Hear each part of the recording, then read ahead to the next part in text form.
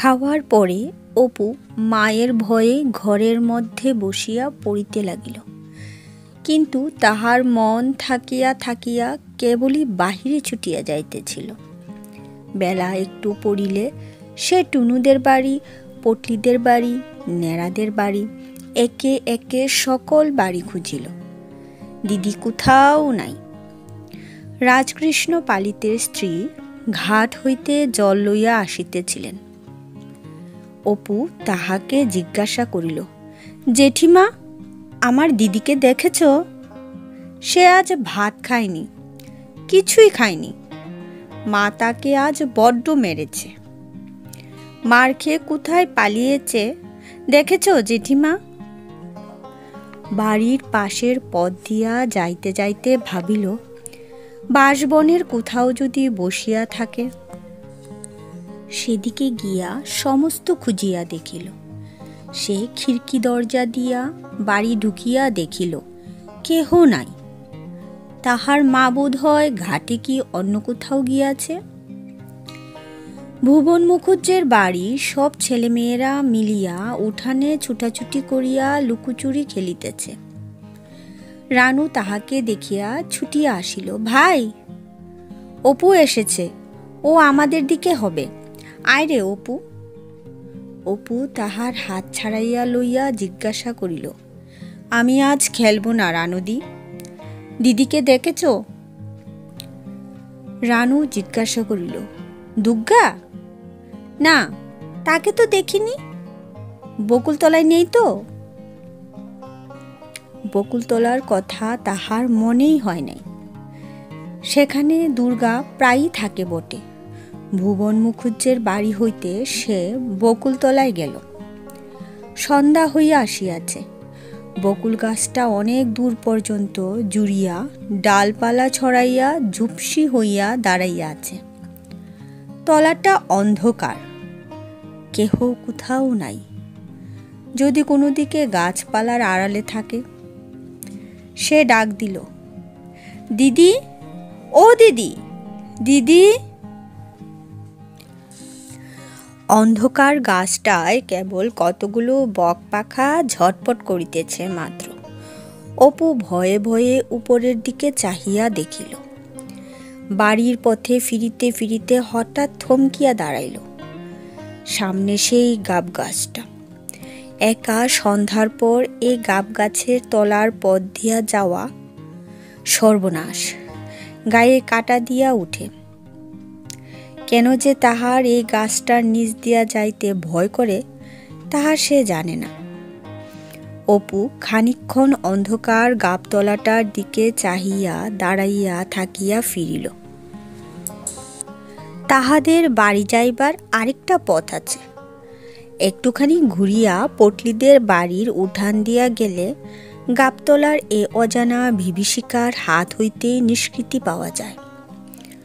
পটলির ঠাকুরমা সন্ধ্যার সময় বাড়ির রুয়াকে ছেলেপিলেদের লইয়া হাওয়ায় বসিয়া গল্প করিতেছেন। পটলির মা রান্নাঘরে রাঁধিতেছেন।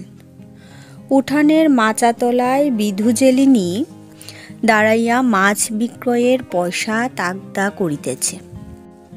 অপু বলিল, দিদিকে খুঁজতে গিয়েছিলাম। ঠাকুরমা বকুলতলা থেকে আসতে আসতে বলিলেন, দুর্গা এই তো বাড়ি গেল। এই কতক্ষণ যাচ্ছে, ছুটে যা দেখি, বোধ হয় এখনো বাড়ি গিয়ে পৌঁছায়নি। সে এক দৌড়ে বাড়ির দিকে ছুটিল। পিছন হইতে পটলির বোন রাজি চেঁচাইয়া বলিল, কাল সকালে আসিস অপু, আমরা গঙ্গা যমুনা খেলার নতুন ঘর কেটেছি, ডেকশেলের পিছনে নিমতলায়, দুর্গাকে বলিস।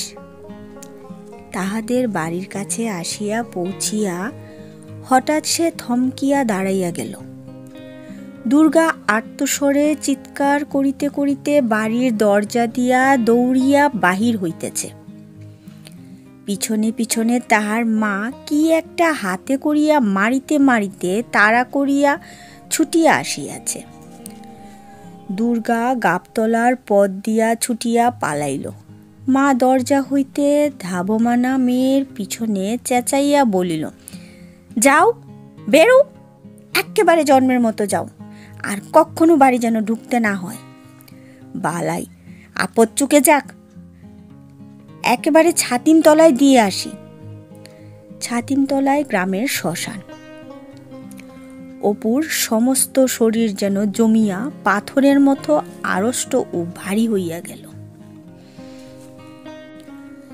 তাহার মা সবেমাত্র ভিতরের বাড়িতে ঢুকিয়া মাটির প্রদীপটা রুয়াকের ধার হইতে উঠাইয়া লইতেছে। সে পা টিপিয়া টিপিয়া বাড়ি ঢুকিতেই মা তাহার দিকে চাহিয়া বলিল, তুমি আবার এত রাত পর্যন্ত কোথায় ছিলে শুনি? মোটে তো আজ ভাত খেয়েছ? তাহার মনে নানা প্রশ্ন জাগিতেছিল। দিদি আবার মার খাইল কেন? সে এতক্ষণ কোথায় ছিল? দুপুরবেলা দিদি কি খাইল? সে কি আবার কোনো জিনিস চুরি করিয়া আনিয়াছে? কিন্তু ভয়ে কোনো কথা না বলিয়া সে কলের পুতুলের মতো মায়ের কথা মতো কাজ করিয়া ঘরের মধ্যে ঢুকিল।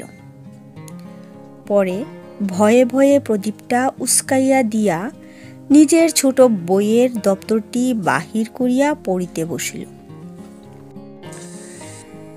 সে পরে মোটে তৃতীয় ভাগ, কিন্তু তাহার দপ্তরে দুখানা মোটা মোটা ভারী ইংরেজি কি বই, কবিরাজি ওষুধের তালিকা, একখানা পাতা ছেঁড়া দাশুরাইয়ের পাঁচালি, একখানা ১৩০৩ সালের পুরাতন পাজি প্রভৃতি আছে।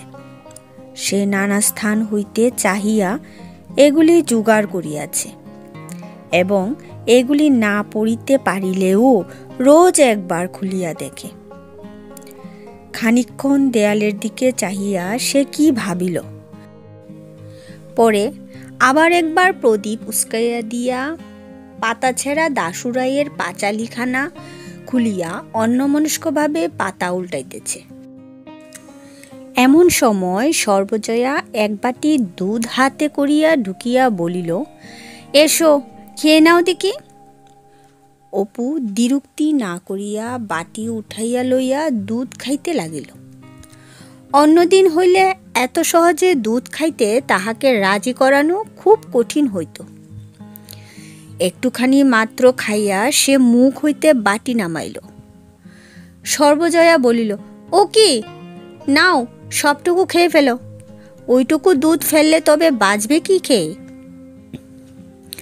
অপু বিনা প্রতিবাদে দুধের বাটি পুনরায় মুখে উঠাইল। সর্বজয়া দেখিল সে মুখে বাটি ধরিয়া রহিয়াছে, কিন্তু চুমুক দিতেছে না। তাহার বাটিশুদ্ধ হাতটা কাঁপিতেছে। পরে অনেকক্ষণ মুখ ধরিয়া রাখিয়া হঠাৎ বাটি নামাইয়া সে মায়ের দিকে চাহিয়া ভয়ে ফুপাইয়া উঠিল। সর্বজয়া আশ্চর্য হইয়া বলিল, কি হলো রে, কি হয়েছে? জিভ কামড়ে ফেলেছিস? অপু মায়ের কথা শেষ হইবার সঙ্গে সঙ্গে ভয়ের বাঁধ না মানিয়া ডুকরিয়া কাঁদিয়া উঠিয়া বলিল, দিদির জন্যে বড্ড মন কেমন করছে মা। সর্বজয়া অল্পক্ষণ মাত্র চুপ করিয়া বসিয়া পরে সরিয়া আসিয়া ছেলের গায়ে হাত বুলাইতে বুলাইতে শান্ত সুরে বলিতে লাগিল, কেঁদো না, অমন করে কাঁদে না। ওই পটলাদের কি নেড়াদের বাড়ি বসে আছে, কোথায় যাবে অন্ধকারে? কম দুষ্ট মেয়ে নাকি? সেই দুপুরবেলা বেরুলো, সমস্ত দিনের মধ্যে আর চুলের টিকি দেখা গেল না। না খাওয়া না দাওয়া, কোথায় ও পাড়ার পালিতের বাগানে বসেছিল, সেখানে বসে কাঁচা আম আর জামরুল খেয়েছে। এক্ষুনি ডাকতে পাঠাচ্ছি। কেঁদো না অমন করে, আবার জ্বর আসবে, ছি। পরে সে আঁচল দিয়া ছেলের চোখের জল মুছাইয়া দিয়া বাকি দুধটুকু খাওয়াইবার জন্য বাটি তাহার মুখে তুলিয়া ধরিল। হাঁ করো দেখি, লক্ষ্মী শোনা, উনি এলেই ডেকে আনবেন এখন। একেবারে পাগল, কোত্থেকে একটা পাগল এসে জন্মেছে। আর এক চুমুক, হ্যাঁ। রাত অনেক হইয়াছে, উত্তরের ঘরের তক্তাপোষে অপু ও দুর্গা শুইয়া আছে। অপুর পাশে তাহার মায়ের শুইবার জায়গা খালি আছে, কারণ মা এখনো রান্নাঘরের কাজ সারিয়া আসে নাই। তাহার বাবা আহারাদি সারিয়া পাশের ঘরে বসিয়া তামাক খাইতেছে। বাবা বাড়ি আসিয়া দুর্গাকে পাড়া হইতে খুঁজিয়া আনিয়াছে। বাড়ি আসিয়া পর্যন্ত দুর্গা কাহারও সঙ্গে কোনো কথা বলে নাই। খাওয়া দাওয়া সারিয়া আসিয়া চুপ করিয়া শুইয়া আছে। অপু দুর্গার গায়ে হাত দিয়া জিজ্ঞাসা করিল, দিদি, মা কি দিয়ে মেরেছিল রে সন্ধেবেলা? তোর চুল ছিঁড়ে দিয়েছে? দুর্গার মুখে কোনো কথা নাই। সে পুনরায় জিজ্ঞাসা করিল, আমার উপর রাগ করেছিস দিদি? আমি তো কিছু করিনি। দুর্গা আস্তে আস্তে বলিল, না বই কি। তবে সে তো কি করে টের পেলে যে পুতির মালা আমার বাক্সে আছে? অপু প্রতিবাদের উত্তেজনায় বিছানা উঠিয়া বসিল। না, সত্যি আমি তোর গা ছুঁয়ে বলছি দিদি, আমি তো দেখাইনি। আমি জানি নে যে তোর বাক্সে আছে। কাল সতু বিকেলবেলা এসেছিল। ও সেই বড় রাঙ্গা ভাটাটা নিয়ে আমরা খেলছিলাম। তারপর বুঝলি দিদি, সতু তোর পুতুলের বাক্স খুলে কি দেখছিল। আমি বললাম, ভাই তুমি দিদির বাক্সে হাত দিও না, দিদি আমাকে বকে। সে সময় দেখেছে। পরে সে দুর্গার গায়ে হাত বুলাইয়া বলিল, খুব লেগেছে না রে দিদি? কোথায় মেরেছে মা? দুর্গা বলিল, আমার কানের পাশে মা একটা বাড়ি মেরেছে। রক্ত বেরিয়েছিল, এখনো কনকন করছে। এইখানে এই দেখ হাত দিয়ে, এইখানে। তাই তো রে, কেটে গিয়েছে যে। একটু পিডিমের তেল লাগিয়ে দেব দিদি? থাকগে, কাল পালিকদের বাগানে বিকেলবেলা যাব, বুঝলি? কামরাঙ্গা যা পেকেছে, এই এত বড়, কাউকে বলিস নে। তুই আর আমি চুপি চুপি যাব। আমি আজ দুপুরবেলা দুটো পেরে খেয়েছি, মিষ্টি যেন গুড়।